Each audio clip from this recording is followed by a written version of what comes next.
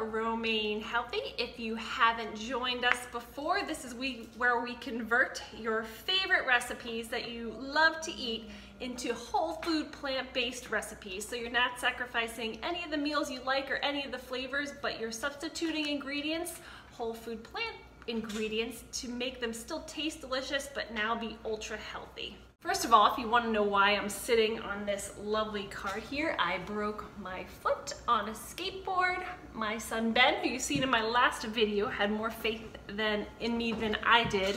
What I'm sure you really want to see is what we're going to make today, and that is a Mexican casserole. So to make this recipe, you can use any type of grain.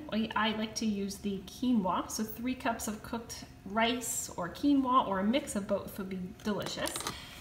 Frozen spinach, I have Mexican spice, or you can get a taco seasoning. Try not to get it with the salt in, just for added health. I have a no salt diced tomato. Any extra salt can raise your blood pressure and not good for you. You don't need it, you won't miss it. Tomato sauce, a jar of that, or a can of that, a can of black beans drained, and we're gonna chop up 2 peppers and an onion. You could use a white or a red onion.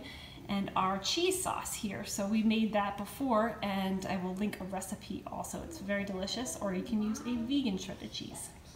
And of course, our little garlic, so maybe 2 or 3 cloves of garlic.